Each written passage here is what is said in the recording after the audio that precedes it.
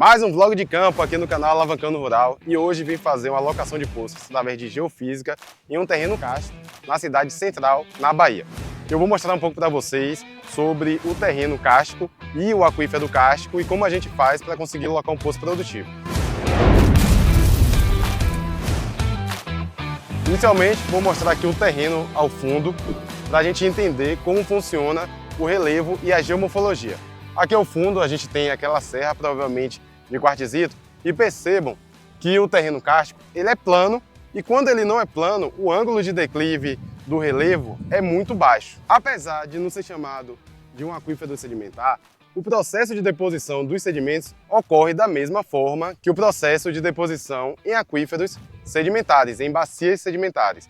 Porém, aqui a gente tem uma sedimentação química, a gente tinha um lago que ocorreu o processo tanto de precipitação e dissolução do carbonato e aí gerou essa bacia. Então é muito comum que a gente tenha serras na borda para que no centro a gente tenha a bacia de deposição.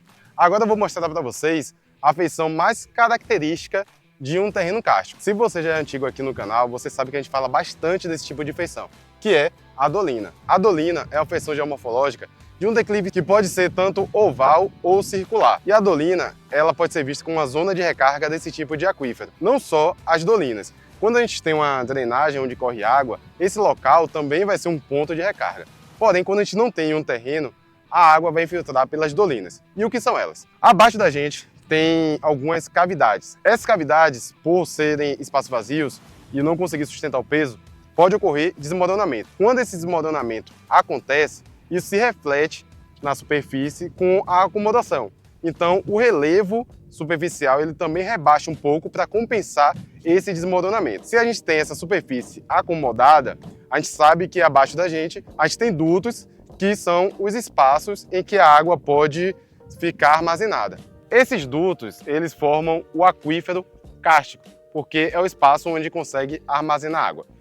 Eles são formados através do processo de dissolução do próprio carbonato através de agentes intempéricos. Nesse caso aqui, a própria água. Nesse tipo de terreno, a gente vai ter diversas dolinas. Para a gente fazer a alocação de poço, a gente não pode passar pelo centro da dolina, porque é uma zona que ocorreu desmoronamento em profundidade. Então a gente busca as bordas, alinhando as dolinas e passando no meio delas.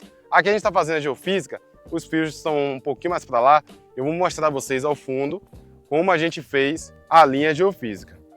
Não sei se no vídeo vai dar para reparar direitinho, mas aqui a gente tem algumas partes mais baixas. Como ocorreu muito desmoronamento, as dolinas se juntaram e aí formou uma depressão.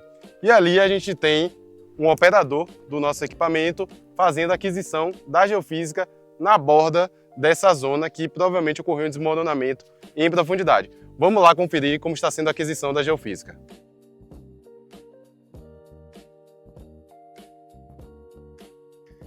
Aqui estamos no centro da linha geofísica e no momento a gente está fazendo a aquisição do SP, que é o potencial espontâneo, em que a gente vê a diferença de potencial entre um eletrodo e outro sem injeção de corrente. Então é a diferença de potencial natural.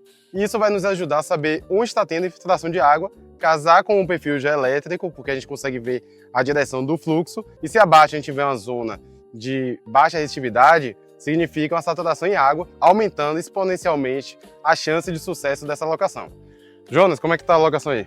Beleza, a gente está primeiro aqui coletando os dados que a gente chama de aquisição passiva. A gente está medindo a diferença de potencial entre um eletrodo e outro, e aí vamos para injeção de corrente, que é a aquisição ativa. Esse tipo de arranjo que a gente está utilizando é o dipolo-dipolo. Ele traz muito benefício quando a gente pensa em resolução e profundidade de investigação. Por isso é o mais utilizado na alocação de poço. Porém, apesar de a gente ter conferido o terreno em campo, essa linha geofísica foi locada em escritório. Vamos dar uma olhadinha como foi que a gente tomou a decisão de fazer a linha geofísica nesse ponto. Já vamos voltar para o vídeo.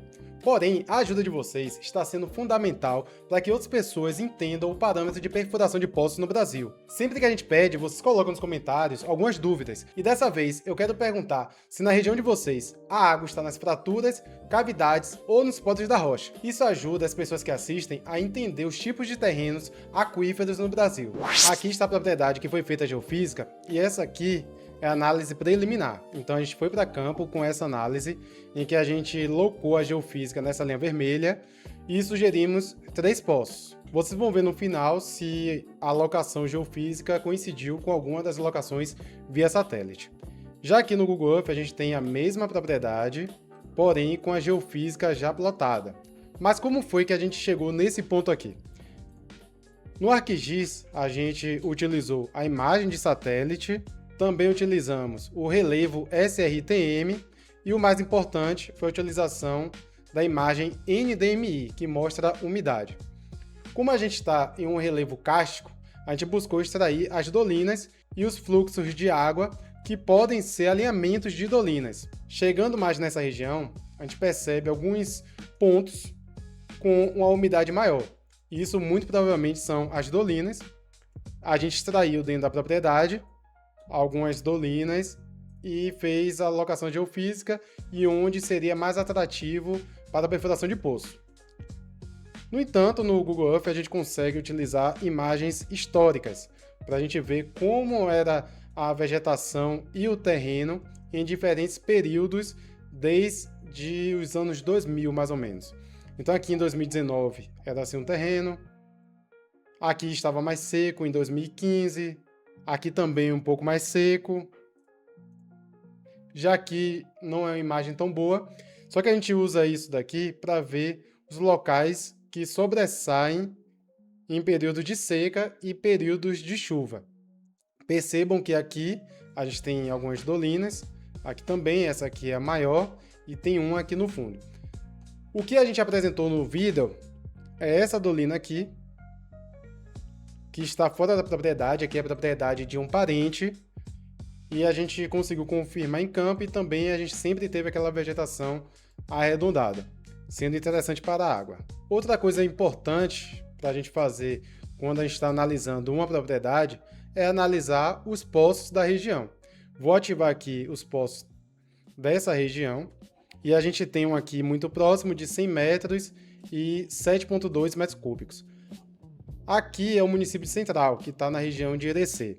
Essa região está passando por uma dificuldade de demanda hídrica, porque tem muitos poços perfurados, passou por um período de seca e a maioria dos poços perderam vazão. Então esse 7,2 hoje pode não ser mais 7,2 metros cúbicos, pode ser 2 metros cúbicos, muito comum nessa localidade. E para confirmar o tipo de rocha, a gente precisa olhar o perfil dos poços. Vamos dar uma olhadinha aqui no perfil que a gente tirou dessa região como referência para fazer o estudo e locar o poço. Aqui são 3 poços da região, em que a gente percebe o primeiro poço com 130 metros de perfuração, com a entrada de água sendo essa linha aqui azul, sendo entre 110 e 120 metros de profundidade. Já outro poço a gente tem até 120 metros de profundidade, com entrada de água entre 40 e 50 e também entre 70 e 80. O terceiro, a gente percebe entrada de água entre 10 e 20 metros, 2 entradas, e também entre 60 e 70 metros. Aqui um poço mais raso de 80 metros de profundidade de perfuração. Isso aqui é muito importante porque quando a gente vai estudar o perfil geofísico, as zonas de saturação tem que casar com as zonas de entrada de água dos poços de referência. Nem sempre vai casar, na verdade. Porém, isso daqui já serve para a gente ter uma segurança na interpretação do perfil. Uma última coisa que é básica quando a gente vai fazer essa análise é fazer alguns perfis de elevação. Colocar aqui uma linha na propriedade, entender quais são as partes mais baixas e mais altas. As mais baixas vão ser locais com maior potencial de infiltração de água, principalmente quando a gente tem solos argilosos, e em solos arenosos a recarga acontece por todo o terreno. A gente vê que norte a sul, a norte é uma parte mais alta do que a sul. A gente foge um pouquinho dessa área mais a norte e foca mais no centro e a sul da área. A gente pode também rodar um pouquinho esse perfil de elevação para ver mais ou menos em 3D. Então quando a gente coloca aqui, a gente percebe essa depressão, que é naquela dolina que a gente já viu. Aqui também uma certa depressão. Se a gente subir mais esse perfil de elevação, a gente consegue notar com mais detalhe aqui. E essa parte baixa também favorável, porém muita vegetação. Ele já tem poço nessa região e não é tão interessante assim. Vindo mais para leste, a gente percebe uma continuidade da depressão nos mesmos pontos. Aqui a gente já tem uma outra dolina nessa região, com essa depressão aqui. A geofísica foi feita nessa linha em vermelho e agora a gente vai dar uma olhada no resultado. No laudo geofísico, eu vou explicar com mais detalhes como é que funciona o processo interno aqui. A gente vai começar com a primeira inversão. Então, isso aqui são os dados medidos. Basicamente, interpolação dos valores de resistividade. E aqui já é uma interpolação mais refinada, em que o software tira os dados outliers. Então, por exemplo, se você tem um ponto muito resistivo, na primeira interpolação vai ter uma influência muito grande na área do perfil. E isso busca suavizar, não dá uma importância tão grande a um dado único. Então a gente tem esse segundo perfil calculado, que é uma suavização da interpolação. Porém, quando a gente trabalha com geofísica, a gente tem a medição da resistividade em profundidade, porém é uma medição de resistividade da corrente que chegou até lá embaixo e retornou ao aparelho. E aí é feita a inversão para que a gente consiga separar, como se fosse uma derivada para quem é da área de engenharia, e separar as resistividades camada por camada para ter só a representação daquela profundidade específica e gerar um novo perfil. Então a gente tem essa primeira inversão que tem esse perfil mostrando a resistividade baixa em profundidade, sendo a zona aquífera. A gente vai conferir daqui a pouco se casa com alguma das entradas de água, e a recarga sendo feita próximo ao ponto 100 do perfil. No entanto, nessa primeira inversão, percebam que a gente tem um erro, um RMS, de 82%. Não é algo absurdo, só que a gente busca diminuir esse RMS fazendo novas inversões. Aí a gente vai utilizar um segundo processamento. A gente vai utilizar a matriz jacobiana, 8 interações e um limitador de resistividade. O perfil ele já muda um pouco, ele já fica mais detalhado. Porém, a gente percebe que a geometria do aquífero continua a mesma. E o RMS ele diminuiu, foi para 71%. Já no terceiro processamento, a gente usa uma inversão robusta, para dar mais detalhe. A gente tem o mesmo perfil, o RMS diminuiu para 64%, e no fim a gente tem esse perfil aqui mais detalhado, que é como se fosse uma soma de todos os perfis realizados. Outro ponto importante é que a gente faz a aquisição do SP, que é o potencial espontâneo, que é a diferença da DDP natural do solo. Então a gente tem aqui uma diferença de carregabilidade que mostra um pico negativo entre 150 e 200 metros, caindo mais ou menos aqui, mostrando infiltração de água. Mas por que o poço não foi locado nesse ponto? Porque a gente percebe que tem cavidades secas com ar bem no centro do perfil, e isso dificultaria muito a perfuração. Então a gente locou o poço perto dos 100 metros, que é onde tem a zona de recarga e também uma saturação em água. Vamos dar uma olhadinha agora se essa locação coincidiu com a locação do mapa via satélite. O poço caiu no ponto 115, poderia ser nos 100 até 120, está aceitável. A geofísica ela cortou essa região e o ponto 115 ele vai cair aqui. Eu vou colocar um marcador e a gente vai dar uma olhadinha no mapa via satélite onde esse ponto cai. Demorou um pouquinho, mas plotei o poço que foi locado na geofísica.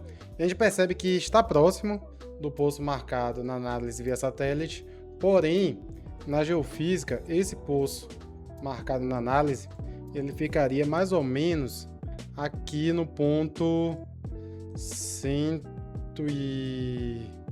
mais ou menos ponto 140.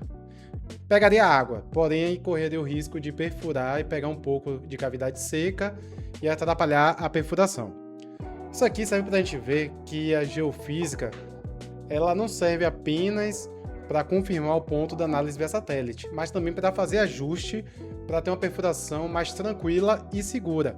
No caso aqui, daria água se o cliente perfurasse só com análise via satélite, porém o perfurador pegaria algumas cavidades secas e poderia acontecer a necessidade de revestir até esse ponto, tornando a perfuração mais cara.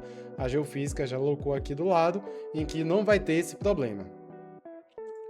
Outra coisa que eu disse a vocês que a gente ia fazer é dar uma olhadinha nas entradas de água da região e comparar com o ponto locado. Então a gente tem entrada de água entre 110 e 120, 40 e 50, 70 e 80. Basicamente isso. Aqui na geofísica, a gente vai ter entrada de água principalmente com 10, 20, 30, 40, entre 40 e 50. 40 e 60, na verdade. Provavelmente, se perfurar até os 130, consiga pegar outro aquífero, outra zona aquífera, na verdade. Porém, a geofísica tem esse limitante que é a profundidade de investigação. Uma geofísica de verdade, uma geofísica séria, porque provavelmente vocês sabem que existem pessoas vendendo serviço de geofísica que não é geofísica, dizendo que investiga até 300 metros de profundidade. Uma geofísica séria, ela tem esse limitador, não só aqui a gente realiza, mas em todo mundo vai ter esse limitador de profundidade de investigação. A gente já vai encerrar o vídeo, mas se você chegou até aqui, já quero te pedir para deixar seu like, se inscrever no canal e aquela pergunta que eu fiz, onde a água está na sua região, se são nas fraturas, nas cavidades ou nos poros. Se você não comentou lá no meio do vídeo, comenta agora, por favor, que isso é importante tanto para a gente, tanto para outras pessoas que estão assistindo o vídeo. Um abraço e até a próxima.